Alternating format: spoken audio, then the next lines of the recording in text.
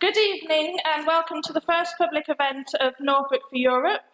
We're absolutely delighted to invite Lord Adonis here to one of our Brexit heartlands, Great Yarmouth, and he's decided he wants to speak for about 20 minutes and then he's quite keen on having an open discussion. So... Okay, thanks. I don't really sort of do lectures. Okay. Do you mind if I just stand here and speak? Would you like a chair? You can have a chair if you like one. I've got you. You can hear me all okay. Well, look, thanks for coming out on a I think it's -1 or something like that at the moment.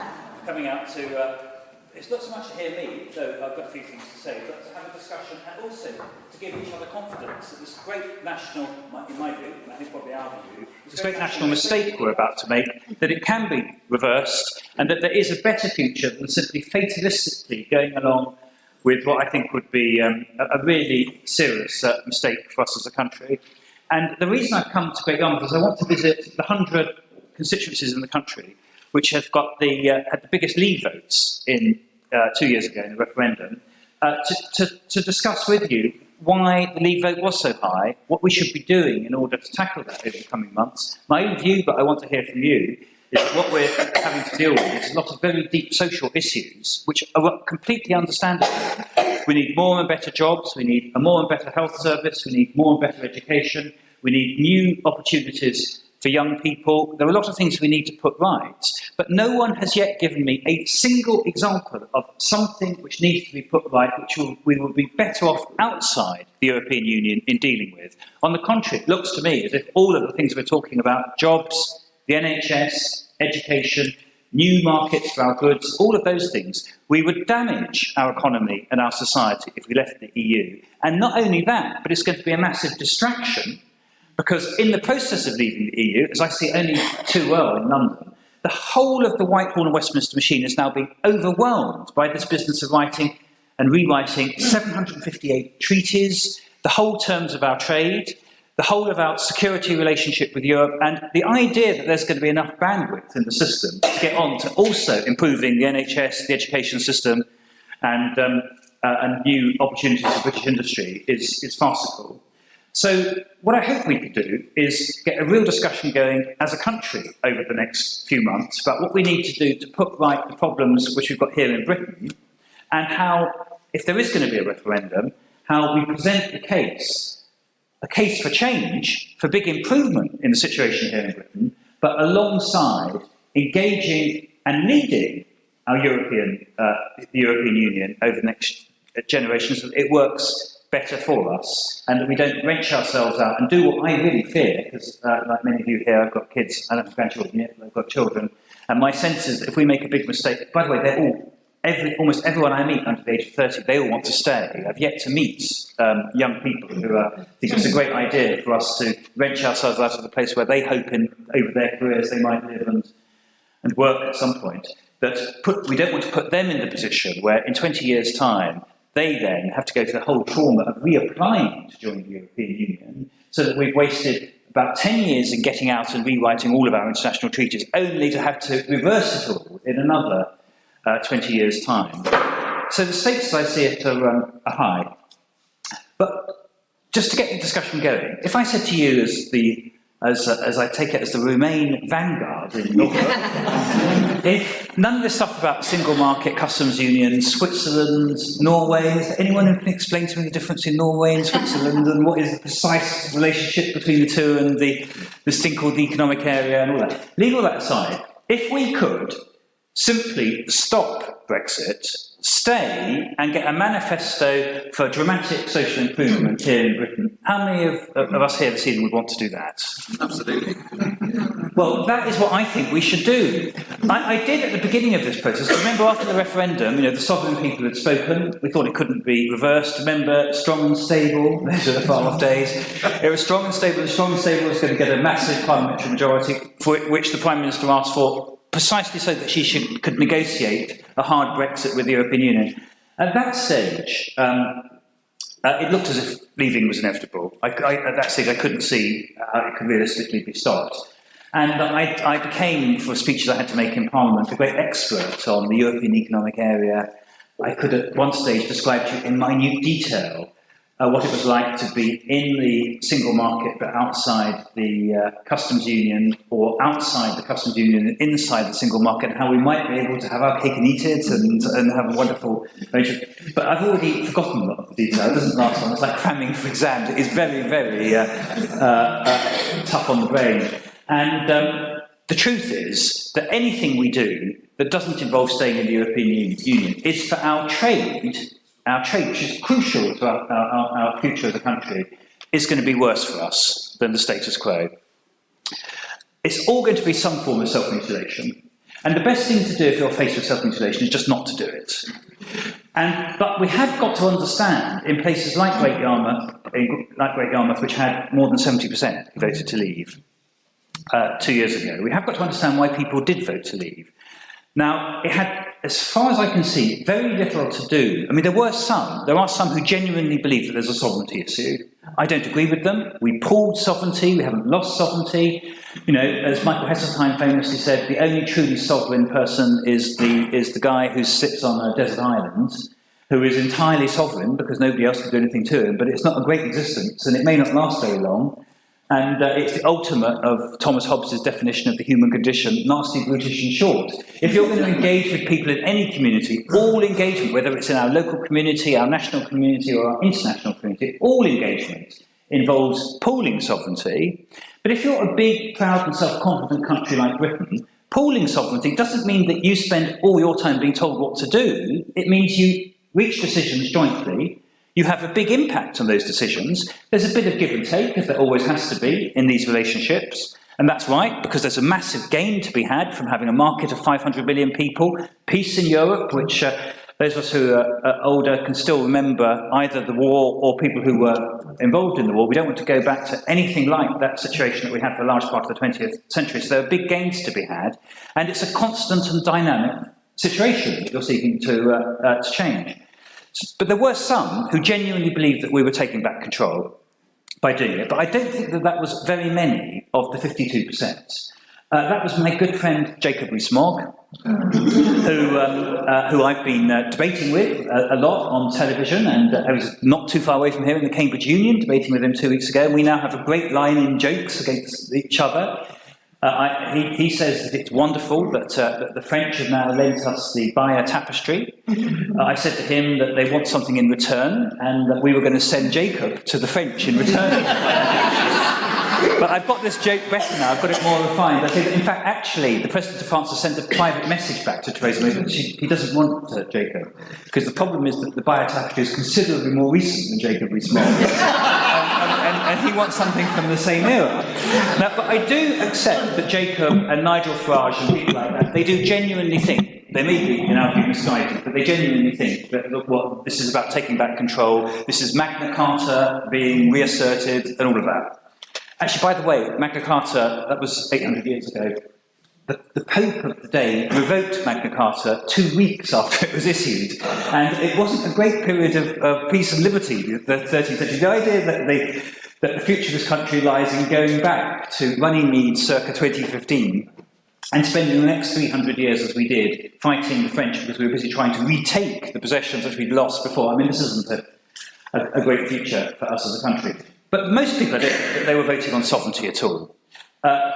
They value democracy. Obviously, we value democracy. Europe is part of our democracy. They, by and large, vote in elections. To be absolutely frank, they don't vote enough in elections. And if there's been one good thing from this Brexit disaster, it's that the young people are at long last wanting genuinely to take back control, and they're starting to vote in elections and take a keen interest. I think that's brilliant. So there are some, there are some silver linings, even in this debate about sovereignty. But I would estimate from the discussions I've had, and let's discuss this more after I've finished, that probably 3/4 of those who voted to leave 2 years ago had nothing to do with sovereignty or arcane arguments about parliamentary democracy and processes of that kind. People value the vote, they want their vote to make a difference, but they certainly don't see that leaving the European Union of itself is going to make us more democratic, and I think many of them do sort of understand that there's a market there, that we trade in the market, and that there has to be give and take. The big thing that happened 2 years ago was that the referendum became a referendum, as they inevitably do, on David Cameron and the status quo. This was the opportunity for the voters to say, we've had enough, you're not doing enough to sort out our problems, and we want you to take us seriously. And it's no accident at all that all of the places that voted most heavily to leave were, almost without exception, places which had the following characteristics: very low incomes, poor opportunities, particularly for young people, a sense of isolation, and in almost all cases, considerable distance from London, and this real sense that what people in London, Whitehall and Westminster were doing didn't take account of them, and that they didn't have answers. And this is in the context of 10 years since the financial crash of 2008, when things haven't been great, real wages haven't risen. Though unemployment levels are high, we've got what they all now call the gig economy, people on 0 hours contracts, often poor terms of work. That hasn't got better either, but prices have gone up. Indeed, of course, as a result of Brexit, they go up even further because inflation is taking up and wages aren't rising at anything like that rate. The NHS hasn't got better, it's under more pressure than ever before. There are actually now fewer apprenticeships than there were last year, so particularly for people who don't go to university, and that is half of the population and half of the cohort each year of 16, 17, 18-year-olds, opportunities are, if anything, getting worse, not better. And no one is coming and giving answers and hope. And what people expect, they don't expect miracles. You know, we're not looking at the second coming as a result of Brexit. What they do expect, though, is their leaders to listen to what they've got to say, to have some credible policies for how things are going to get better, and to consult and discuss it with them. And their sense is that over the last 10 years that hasn't been happening. So when David Cameron came and said, well, yes or leave or remain, the dynamic option seemed to be to leave. Particularly when you had Boris in his bus saying that miraculously there was going to be 350 million a week. Do you remember the bus? 350 million a week for the NHS. We've got a new bus, by the way, which is in Westminster yesterday, which is now the 2 billion costs we're going to have. These are now authentic figures, because we've got the facts. The treaty which the Prime Minister has agreed with the European Union will cost us 39 billion as the exit fee for leaving the European Union. And that is before you take account at all of the costs in lost jobs and less trade, which will come from not having full access to the single market and the customs union. So a load of facts I think we're going to get this time. And I think then it will come down to a parliamentary crisis in the autumn, when Theresa May has negotiated her terms with Michel Barnier in Brussels, and at that point she has to define what it is that Brexit is going to mean. At that point, Brexit means Brexit, that's over. Brexit in October, November, December, whenever she presents the agreement, Brexit will mean the actual terms on paper of the deal that she has agreed with Michel Barnier in Brussels, and that will have to specify how much we're paying as part of the exit. What are going to be the terms of access to the single market and the customs union? If we're now being told that as a matter of principle, because it invades our sovereignty, we have got to get out of the customs union and the single market. And by the way, I don't think that follows at all. It would be perfectly possible to to leave the European Union but stay in the single market and the customs union. The only reason we're leaving is because the right wing of the Conservative Party, which has been sort of overwhelmed by this kind of nationalist phobia, seems to think that everything with the word Europe in the title, we've got to leave on principle. We're even leaving Euratom, European Atomic Energy Agency, because it has Europe in the title, and theoretically disputes within the Euratom between all the member states. And this is what regulates our entire nuclear industry. Theoretically, they could be adjudicated by, wait for it, boo-hiss, the European Court of Justice. Even though I ascertained in the House of Lords last week that in the, I think it's 40 years that Euratom has existed, and we've been a member, not one single dispute has in fact been adjudicated by the European Court of Justice. So in pursuit of a complete phantom, that there might be this terrible court in Brussels which is full of Europeans who might make rulings against us, but it hasn't in fact even happened. It's never happened once in the last generation. We're now going to be leaving Euratom and all of these other institutions. Now, my view is that when people see the terms on paper, what this means, what it means in terms of what we're going to have to pay, what it means for the single market, the customs union, a whole load of bodies like Euratom on which lots of jobs actually depend, and people who work in these industries, they certainly know how important they are. Anyone who works in the nuclear industry, which is a huge employer in Britain, they will understand these issues immediately. When people see that, then I think two things will happen. The first is, I think there'll be meetings like this up and down the country. Who knows, we might even get 200 in a meeting in Great Yarmouth. We might start we might become a real popular movement. And I think people are going to say, we want our say. 2 years ago, we were told a whole load of things about the benefits we were going to get from Brexit. They're not being realised now. We want a say on this treaty. And then I think what will happen is it will come down to a crunch in the House of Commons in a vote on whether Mrs May's treaty, the document that she agrees, which Jacob Rees-Mogg will say is the new Magna Carta, and I will say is the longest suicide note that we're proposing to sign as a country. We'll have all this banter between us, but I think I'm probably, I think when in a battle between Jacob Rees-Mogg, I just have one guiding principle: he's wrong and I'm right. And so I think I know how that works. But then, in the parliamentary crisis, I hope there'll be a majority in the House of Commons for a referendum. I'll be quite frank, I'm not wild with excitement about another referendum. Through all this experience, I've become an even greater fan of parliamentary democracy than I was before. But the reason why I think that the ultimate solution to this crisis is a referendum is that because the British people took the initial decision in the referendum, and one of the big issues is about what David Cameron called, and they all call now all the time, the instruction from the British people. I think only further revised instructions from the British people are going to be enough to sort out this crisis. What we mustn't allow to happen, though, is this view that because the British people, by now the majority 2 years ago, reached one decision, they are now banned from ever reaching any other decision again. If we took this principle as at the heart of our constitution, then we would have had one election, presumably whatever the first election was after Magna Carta, and that would have been the only election on the grounds that the will of the British people is not allowed to change. That's obviously a farcical notion. If we have a referendum in 2019, that would be 3 years after the last referendum. That is a longer interval than between the last two general elections. Because remember, when she called the snap election last year, because the Prime Minister clearly thought she needed a new mandate, that was only 2 years after the previous election.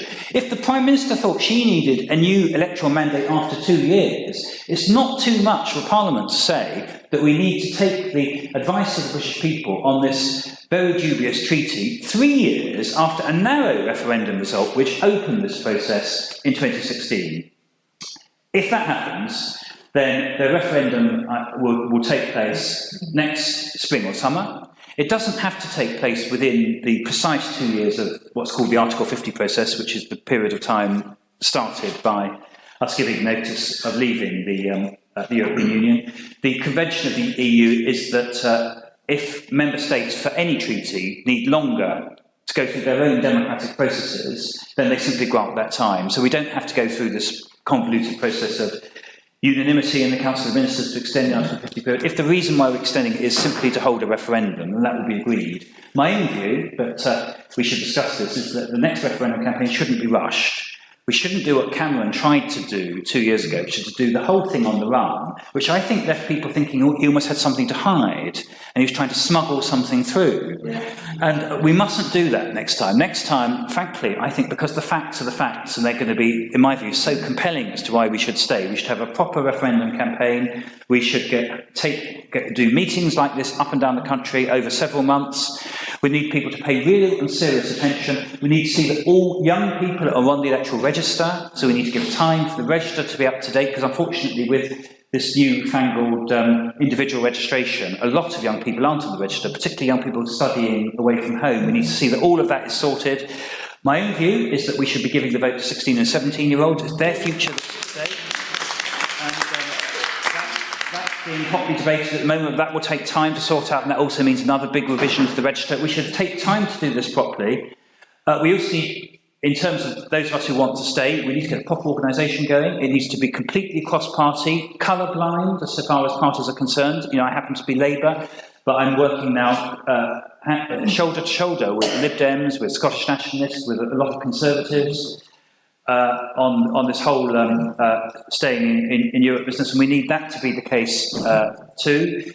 And if we do all of that, then I think it's credible to get a parliamentary majority.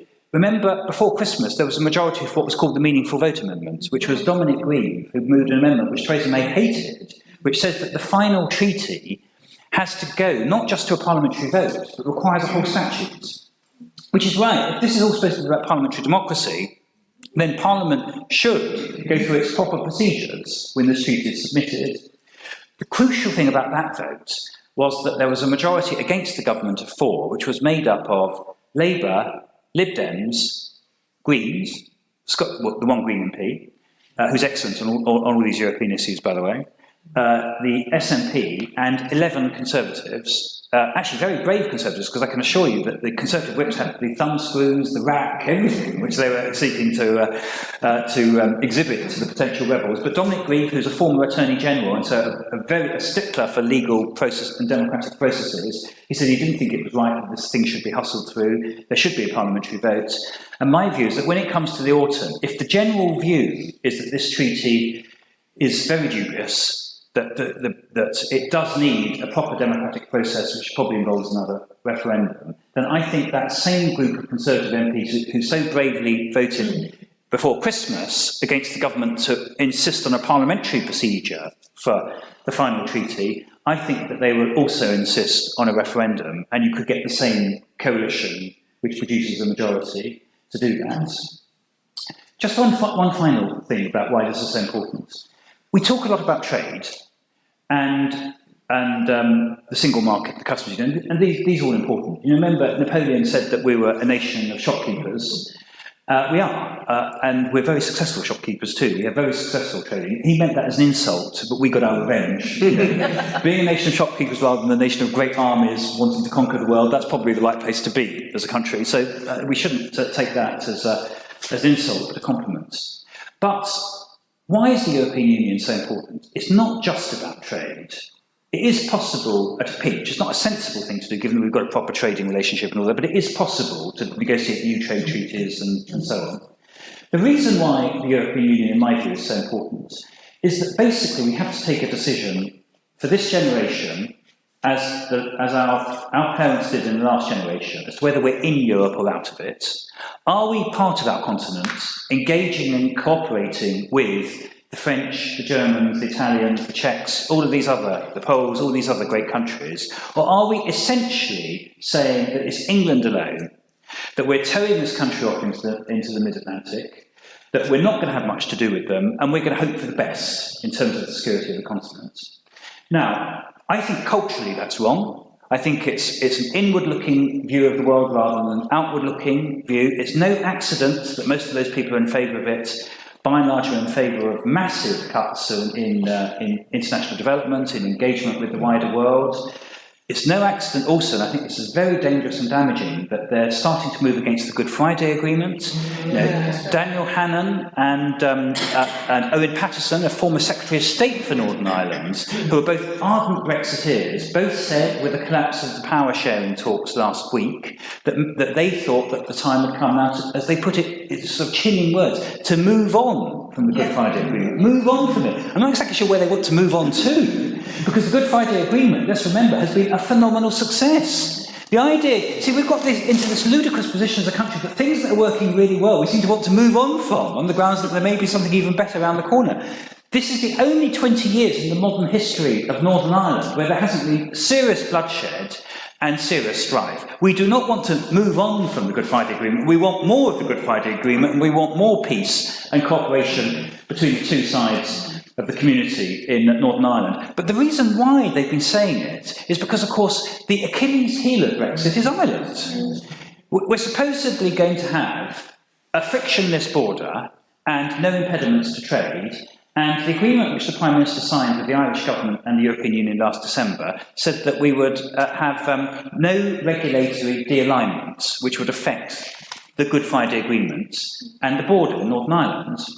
Now, I'm not a genius, but if you're going to have no regulatory de-alignment between the Republic of Ireland and Northern Ireland, it's not exactly clear to me how we're suddenly going to have differences between Britain and France or Britain and Germany, because it's the same border with the European Union as applies on this 400 miles of border, with I'm told about 80 potential crossings, and that's unless you walk through the fields, which there are quite a few of them as well, between the Republic of Ireland and Northern Ireland. So at the moment, as we have these debates in Parliament, I cannot see how it's possible to deliver the frictionless border and no regulatory de-alignment between the Republic of Ireland and Northern Ireland without staying in the European Union. I don't think it's possible. So, and I think that is one of the reasons why you're starting to see some of the really radical Brexiters moving against the Good Friday Agreement, because they don't actually much care about the frictionless border in Northern Ireland.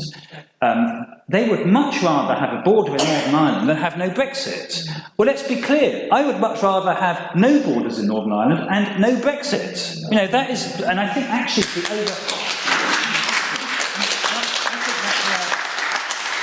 the great majority of the Irish vote in the Republic of Ireland and Northern Ireland will be quite apart from the position here on the mainland. So these big issues of war and peace, of engaging with our continent and not engaging with our continent, of making sure that we're secure in our continent too. You know, Putin, I don't much like the thought of him rampaging across a weaker Europe. He's already invaded one sovereign state in Europe. If you live in the Baltic at the moment, you do not regard Russia as benign at all at the moment with what's going on.